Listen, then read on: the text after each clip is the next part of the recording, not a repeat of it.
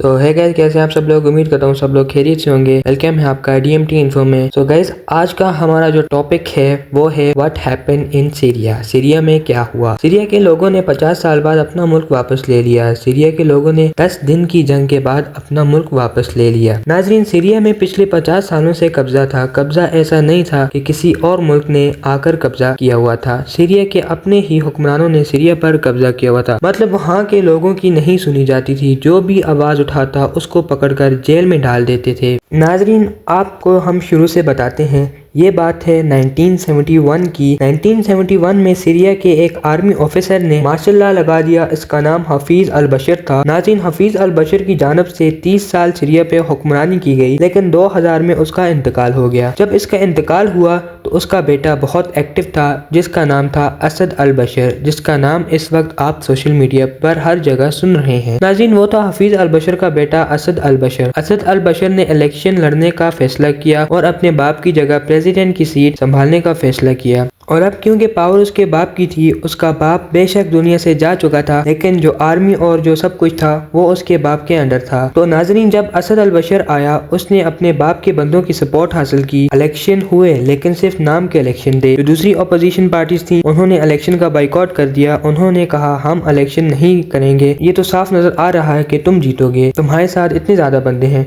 तो अब नाज़रीन, हफीज अल बशर का बेटा असद अल बशर 2002 में इलेक्शन जीत गया और सीरिया का प्रेसिडेंट बन गया। और इलेक्शन किए, जीत गया, बस अपनी ताकत पर सीरिया का प्रेसिडेंट बन गया। उसके बाद उसने सीरिया पर जुल्म शुरू किए, सीरिया के लोगों पर जुल्म शुरू किए। मतलब जो उनके खिलाफ आवाज उठाता था उसे वो जेल में बंद कर देते थे। उससे पहले भी जब असद अल बशर का बाप जब 30 साल जब उसने हुकूमत की, वो भी ऐसे ही करता था। जो उसके खिलाफ आवाज उठाता उसे वो जेल में बंद कर देते था। खैर नाजरीन, इतने दिन हुक्मरानी चलती है। सीरिया के हालात आपको पता है, हर दिन खराब। इकोनॉमी भी बिल्कुल लड़खड़ा गई। 1 रुपया नहीं सीरिया के पास। सीरिया के प्रेसिडेंट के पास अपनी आर्मी को पैसे देने तक के पैसे नहीं। अब जब आर्मी को पैसे देने के लिए आपके पास पैसे नहीं है तो फौज आपके लिए कैसे लड़ेगी। सीरिया के प्रेसिडेंट असद अल बशर के बहुत से करीबी फौजियों ने बोल दिया कि हम आपके साथ नहीं रह सकते, हम आपका साथ नहीं दे सकते। जो अपोजिशन पार्टियां आपके खिलाफ एहतजाज करती हैं, हम उनके साथ मिल जाएंगे। खैर नाजरीन, जब ये लड़खड़ाहट शुरू हुई तो ये बहुत डीप चली गई। जब सीरिया के अपोजिशन पार्टी ने देखा अब मौका है कि हम अपना मुल्क वापस ले सकते हैं, तो उनकी जानब से इस वक्त इन पर अटैक शुरू कर दिए। जब ईरान और रशिया भी मसरूफ थे। अब में से बहुत से लोग नहीं जानते होंगे कि असद अल बशर को सपोर्ट हासिल थी